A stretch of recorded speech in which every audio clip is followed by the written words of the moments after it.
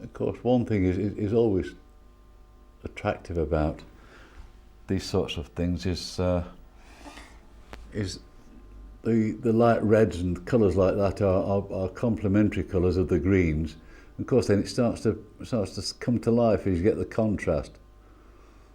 Quite a nice combination of two colours there. There's that roof on the left, which is also a pan-tile roof, which we need to pop in.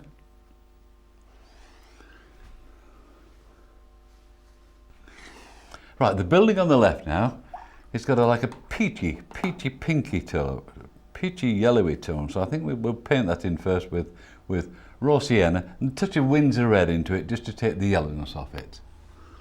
And we'll put a coat on this. So I think what we can do now is tackle a few windows on the mill. And I know the mill's got all little tiny squares on for windows and that.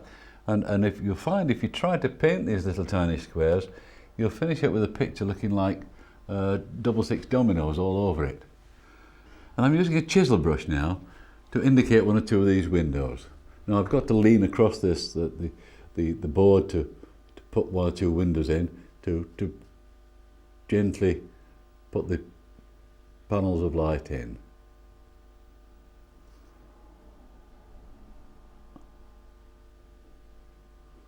And I'm picking them out as two panels.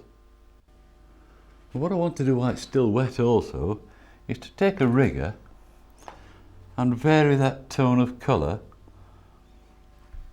in the window. That's just a tone of, just a little variation.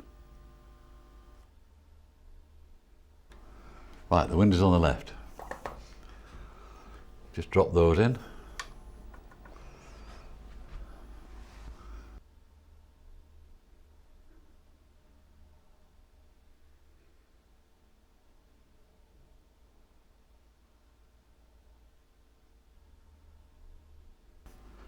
Put that bit of a door in there.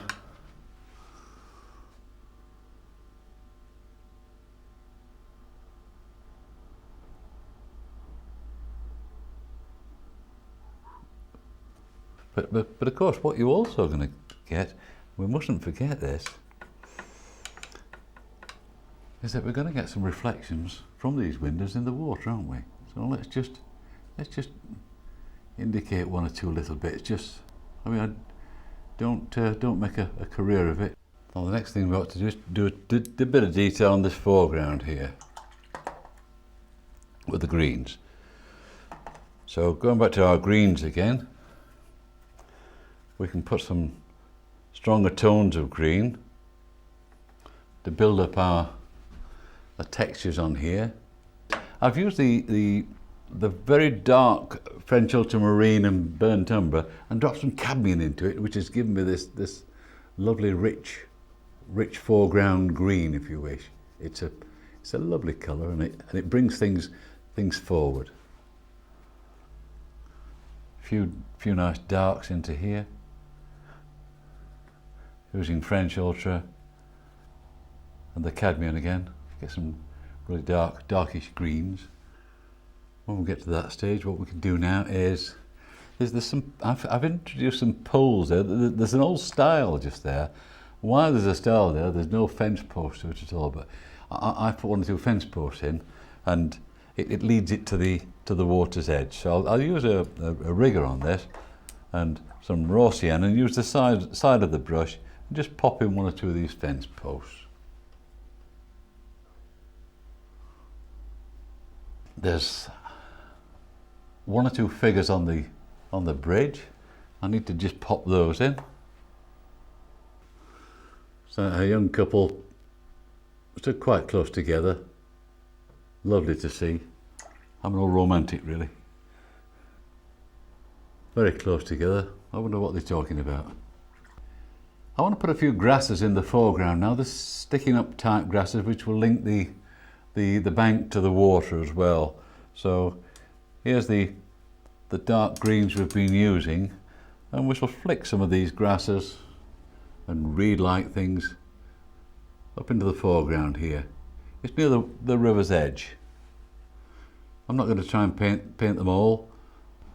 Now the next thing I need to do is look at the shadows and mix a nice shadow colour to bring this to life from the direction from the right. So I'm going to mix some shadow colour of French ultramarine and burnt umber. French ultramarine and burnt umber will give me a lovely shadowy colour. We'll get a nice shadow under this gantry here. And on our building on the right here, the front face of this is quite dark and in shadow.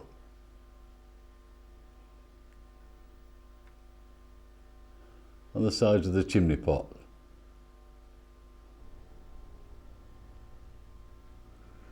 That immediately makes the front face stand out well. We'll get a shadow under there. And then with my larger brush, we're going to do some shadows down here down this bank here from this tree formation. This big tree on the left will cast a terrific shadow around here, which will anchor that really to the floor.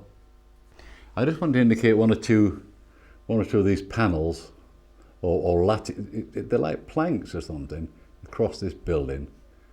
I don't want to do them all, or it looks slavishly. Just a few on here, just to let it know it's panelled. I think it's time to put the brushes down now. This is Buxton Mill in Norfolk, a lovely tranquil spot. I do hope you've enjoyed painting this with me, and I hope you have fun doing it yourself.